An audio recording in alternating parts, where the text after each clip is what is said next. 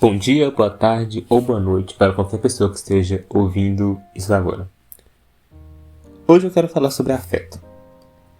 E há algum tempo atrás, um homem falar sobre afeto era uma coisa que gerava muito estranhamento. Hoje em dia isso tem mudado, aos poucos.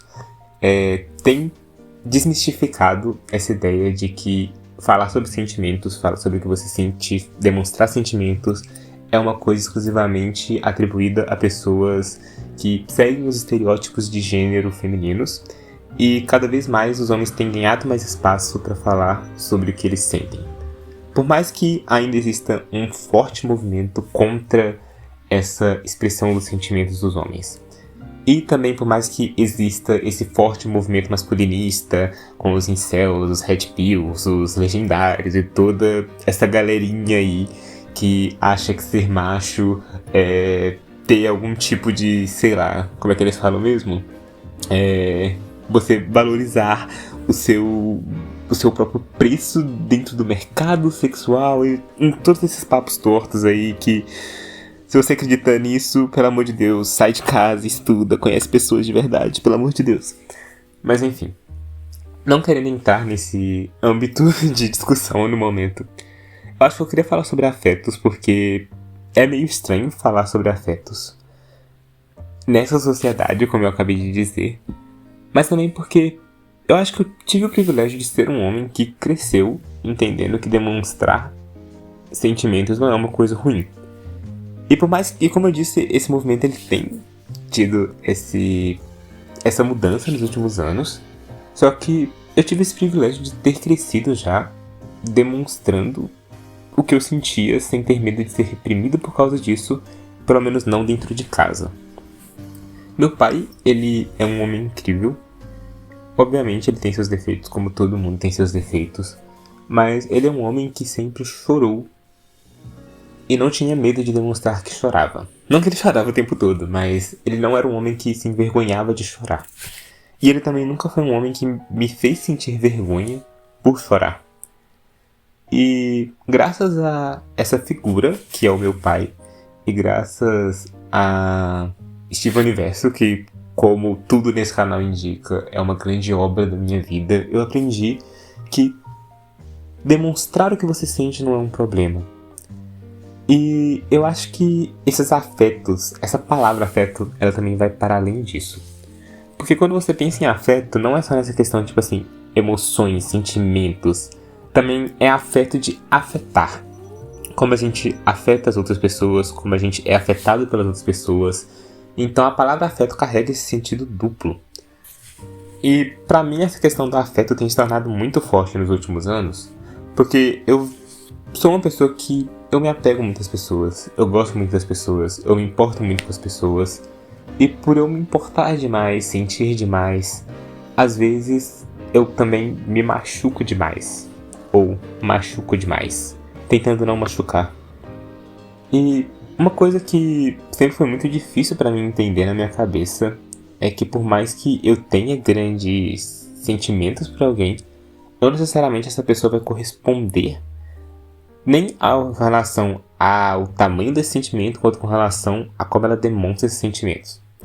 E tem toda aquela história de linguagem do amor e pipipipopopó, que apesar de não ter necessariamente evidências científicas que embasam esse tipo de coisa, eu acho que esse lance de linguagem do amor é bem interessante para você entender como as outras pessoas vão se relacionar com você de certa forma e entender que, tipo, algumas pessoas vão demonstrar amor ficando perto de você, outras vão demonstrar amor te abraçando, outras vão demonstrar amor falando o quanto elas gostam de você, outras vão demonstrar amor te dando presentes e tal.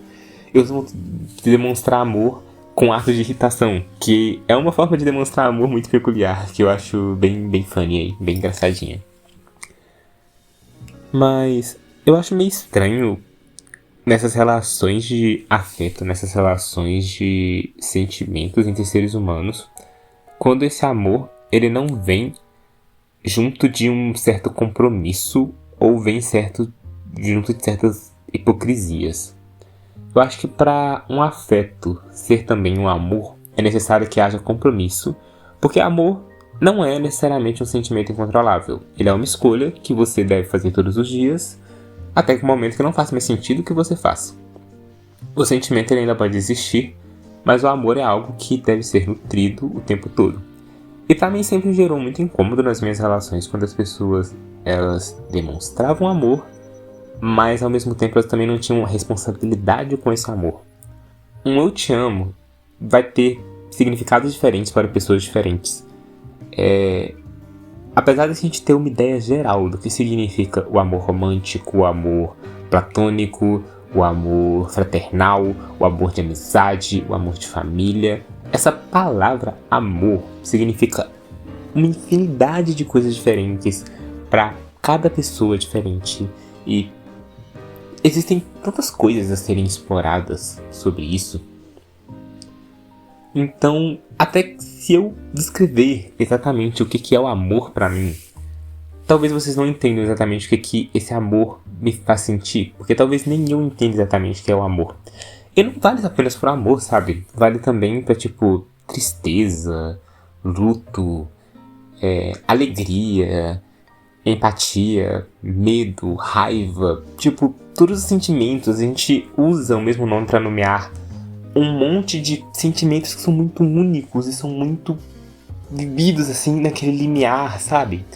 Dizer que você tem saudade é apenas como a sociedade te ensinou que aquele sentimento deveria ser nomeado, mas talvez nem fosse saudade exatamente o que você estava sentindo, mas como alguém disse que se você sente falta de alguém, isso é saudade, então você passa a atribuir o sentimento de falta com o sentimento de saudade.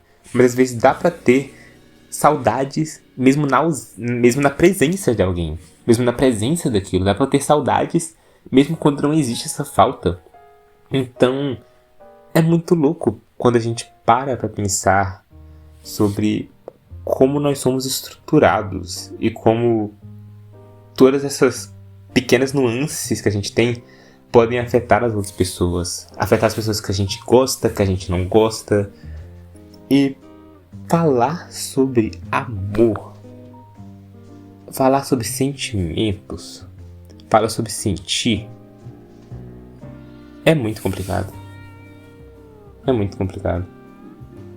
E é por isso que eu acho que a gente tem que falar mais. Que a gente tem que falar mais sobre nossos afetos. A gente tem que falar mais sobre o que a gente sente. A gente tem que falar mais sobre aquilo que a gente aceita, o que não aceita, o que a gente espera, o que a gente não espera. Só que às vezes eu sinto que as pessoas vão criar barreiras com relação a isso, no sentido de tipo, se ninguém fala, por que você vai estar falando também? Eu não sei se tá dando pra entender a minha linha de raciocínio, sendo bem sincero. Eu tô tentando ser mais coerente, mas ao mesmo tempo eu não sei se eu tô conseguindo ser. Eu só acho que a gente deveria continuar esse movimento de falar sobre o que sente, expressar. Seja através da fala, seja através da música, seja através das diferentes formas de arte que existem, pintura, desenho, esculturas. Eu acho que o sentimento é muito poderoso, sabe? Eu acho que é isso que nos une, é isso que nos separa, é isso que nos move.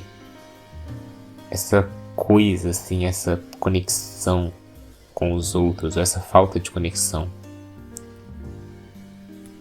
A pior coisa que você pode fazer a alguém é fazer ela acreditar que ela não é querida e nem amada, sabe?